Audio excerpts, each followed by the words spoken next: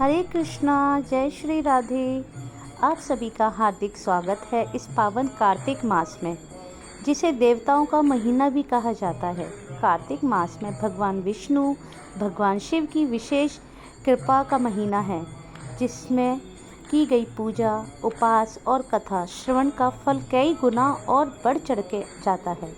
इस मास में हमें जीवन में भक्ति, तपस्या और दान का महत्व कार्तिक सिखाता मास का है। नियम और पूजा आराधना कैसे होती है?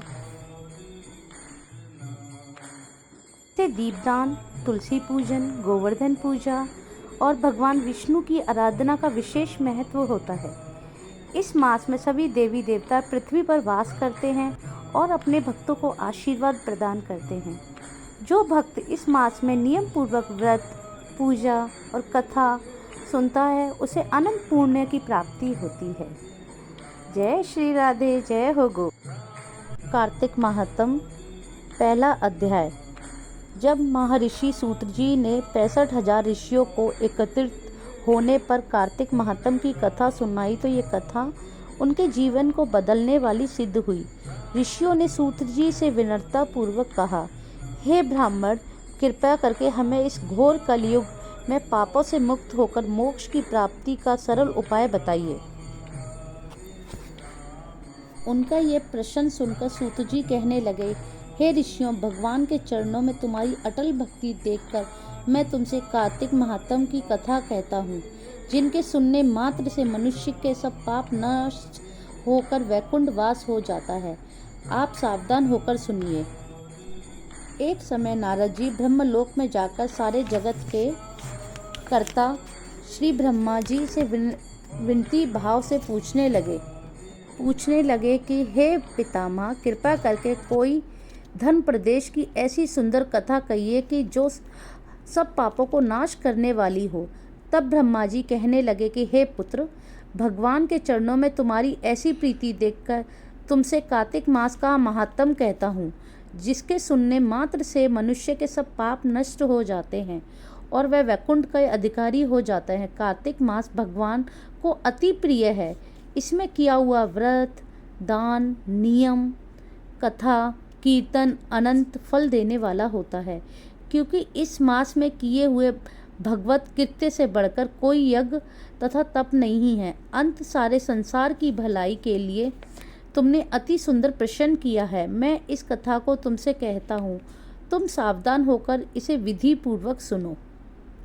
व्रती मनुष्य प्रातःकाल ब्रह्म मुहूर्त लगभग 4 बजे उठकर शौच आदि से निवृत्त होकर 12 उंगल लंबी सुगंधित वृक्ष की दातुन करे, परंतु श्रद्धा के दिन, सूर्य और चंद्रग्रहण के दिन, एकम अमावस, नवमी, छठी, एकादशी तथा रविवार को दातुन ना करे। जिस दिन दातुन नहीं करनी हो, उस दिन पानी से 12 कुल्ले करके मुंह को खूब अच्छी तरह से साफ कर लेवे। जब 2 घड़ी रात्रि रह जाए तो काले तिल, चंदन, चावल, फूल या कुशा लेकर तालाब, कुंड, नदी या संगम तथा किसी तीर्थ स्थान में जाकर भगवान से प्रार्थना करें कि भगवान, आपकी और श्री लक्ष्मी जी की प्रसन्नता के लिए मैं कार्तिक मास में स्नान करूंगा। इस प्रकार संकल्प करके श्री गंगा जी, शिव, सूर्य, विष्णु भगवान का ध्यान करके निर्भीत जल से प्रवेश करके अच्छी तरह से स्नान करें। फिर जल से बाहर आकर देवता, ऋषि और पितरों का तर्पण करें। स्नान के पश्चात बकरी, भेड़, भूली से बचना चाहिए तथा छींक, थूक, कुत्ता, कौवा, ऊंट, उल्लू, शुकुर स्पर्श ना करे।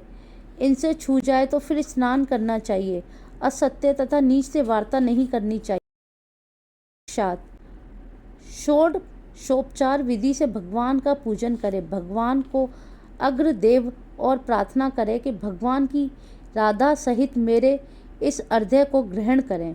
इस प्रकार प्रार्थना करें 16 चीज़ों से: अजवाइन, पान, अर्थ, आचमन, स्नान, वस्त्र, चंदन, अक्षत, पुष्प, धूप, दीप, नवेद, तांबुल, पुंगीफल, प्रदक्षिणा और नमस्कार। भगवान की मूर्ति को अर्पण करें। तुलसी, मंजरी से भगवान का पूजन करना चाहिए। इसी को षोडशोपचार पूजन कहते हैं।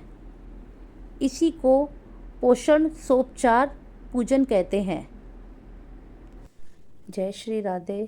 पहला अध्याय हमारा संपन्न हुआ। जय हो गोविंद। हरे कृष्णा। मिलते हैं अब अगले अध्याय में।